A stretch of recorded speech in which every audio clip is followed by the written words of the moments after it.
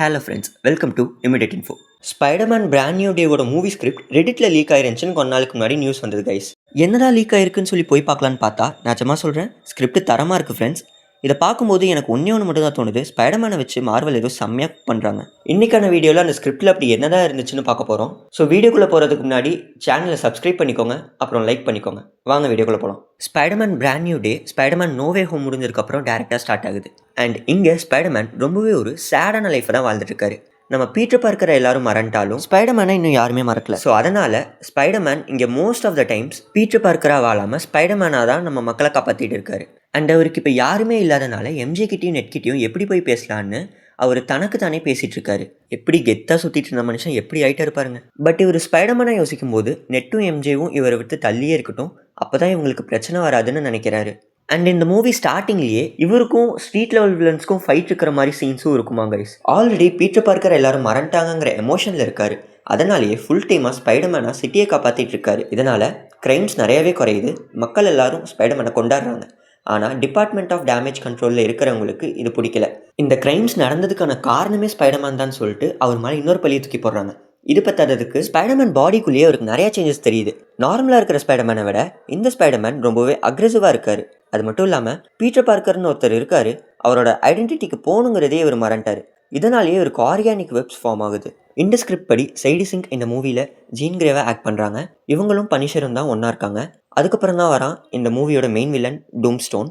இவன் ஒரு நிஞ்சா ஆர்கனைசேஷனை ஒன்றா சேர்த்து நிறையா க்ரைம்ஸ் பண்ணிட்டு இருக்கான். இவனுக்கு நம்ம ஸ்பைடர்மேனை பார்த்தா சுத்தமாக பயமே இல்லை. ஆனால் இவனுக்கு கீழே வேலை செய்கிறவங்க எல்லாருமே ஸ்பைடர்மேனை பார்த்து பயப்படுறாங்க. அதனால இவன் ஸ்பைடர்மேனை ஏதாவது ஒன்று பண்ணணும்னு சொல்லி டிபார்ட்மெண்ட் ஆஃப் டேமேஜ் கண்ட்ரோல் கிட்ட ஸ்பைடர்மேனை மாட்டி விட்டலான்னு சொல்லி ஒரு பக்காவான பிளான் போடுறான். ஸ்பைடர்மேன் ஆல்ரெடி அவரோட கண்ட்ரோல் இல்லைங்கிறத புரிஞ்சுக்கிட்டு இதை யூஸ் பண்ணி எப்படியாவது டிபார்ட்மெண்ட் ஆஃப் டேமேஜ் கண்ட்ரோல் கிட்ட மாட்டி விட்டணும்னு சொல்லி முடிவெடுக்கிறாங்க. இப்போ தான் டூம்ஸ்டோன் ஸ்கார்பியனையும் மேட் கார்டன்கிற ஒரு வில்லனையும் ஸ்பைடர்மேனுக்கு எதிராக சண்டை போட்டு அனுப்பி விடுறாங்க. ஸ்பைடர்மேனும் இவங்களுக்கு எதிராக சண்டை போட்டு ஜெயிச்சிடறாங்க.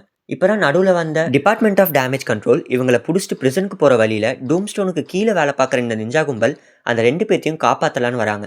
அப்போ தான் நம்ம ஸ்பைடர்மேன் கரெக்டாக ஒரு மாஸான என்ட்ரி கொடுக்குறாரு. இவங்க 2 பேருக்குமே ஒரு செம்மையான சண்டை நடக்குது.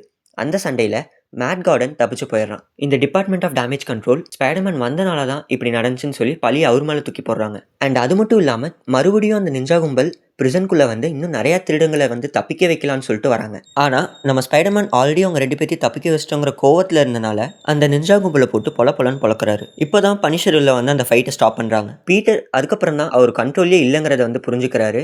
இதுக்கு மேலேயே விட்டால் சரி வராதுன்னு சொல்லி ப்ரூஸ் பேனர் கிட்ட ஹெல்ப் கேட்கலான்னு சொல்லிட்டு போறாரு. ஆனால் இங்கே மறுபடியும் ஸ்பைடர்மேனுக்கும் மேட் கார்டனுக்கும் சண்டை நடக்குது. அந்த சண்டையில் ஸ்பைடர்மேன் ஜெயிச்சிடறாரு. ஆனால் அவர்கிட்ட இருந்து ஈஸியாக அவங்க தப்பிச்சு போயிடுறாங்க. அண்ட் இந்த ஸ்கிரிப்டில் மென்ஷன் பண்ணியிருக்கிறது படி நம்ம கிரீன் ஹல்க் கிரே ஹல்காக மாறுறாரு. கிரே ஹல்காக மாறினால ஹல்க் வந்து ரொம்பவே அக்ரெசிவாக இருக்கார். அவரை தடுக்க ஸ்பைடர்மேனும் பனிஷரும் எவ்வளவோ ட்ரை பண்ணாங்க, ஆனால் முடியல. இதுக்கு நடுவில் தான் ஜீன் கிரே உள்ள வந்து ஹல்கை தடுத்து நிறுத்துறாங்க. பட் இந்த பாயிண்ட்ல ஸ்பைடர்மேன் ரொம்பவே கன்ஃபியூஸ் ஆயிடுறாரு. ஆல்ரெடி இருந்த ப்ரெஷர் பத்தாததுக்கு எல்லாமே ஒன்று சேர்ந்து இவர் ஒரு மேன் ஸ்பைடராக மாறிடுறாரு. மேன் ஸ்பைடராக மாறின நம்ம ஸ்பைடர்மேன் அவரோட கண்ட்ரோலை மொத்தமாக லூஸ் பண்ணி அவர் முன்னாடி யார் வந்தாலுமே அடிச்சு நொறுக்கிறாரு. நம்ம ஸ்பைடர்மேனை குணப்படுத்துறதுக்காக ஆல்ரெடி ப்ரூஸ் பேனர் ஒரு ஆன்டிடோட்டை தயார் பண்ணி வச்சிருக்காரு.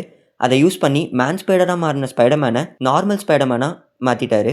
அந்த பாயிண்ட்ல ஜீன் கிரேவும் மறைஞ்சு போயிடுறா. நார்மலான பீட்டர் எம்ஜேவையும் நெட்டையும் போய் பார்க்க போறாரு. ஆனால் அங்கே போய் பார்த்தா அதை விட பெரிய ஷாக்கு, எம்ஜேவோட பாய் ஃப்ரெண்டாக இருக்கிறது ஹாரி ஆஸ்பார்ன். அங்கேயே இந்த படத்தை முடிக்கிறாங்க. ஸோ இப்போ நீங்கள் சொல்லுங்கள் ஃப்ரெண்ட்ஸ், உங்களுக்கு இந்த ஸ்கிரிப்ட் பிடிச்சிருந்துச்சா?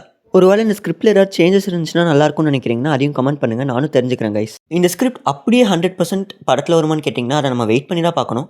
என்ன நடக்குதுன்னு பார்ப்போம் ஃப்ரெண்ட்ஸ். ஆனால் என்னை பொறுத்த வரைக்கும் இது வந்து 50% தான் வாய்ப்பு இருக்குது. ஏன்னா சின்ன பசங்களாம் பார்க்குற இந்த ஸ்பைடர்மேனை வந்து ஒரு மேன் ஸ்பைடராக மாற்றுவாங்கன்னு கேட்டிங்கன்னா அது ஒரு டவுட்டு தான். ஸோ என்ன நடக்குதுன்னு பார்ப்போம். உங்களை நெக்ஸ்ட் வீடியோவில் சந்திக்கிறேன். Bye friends.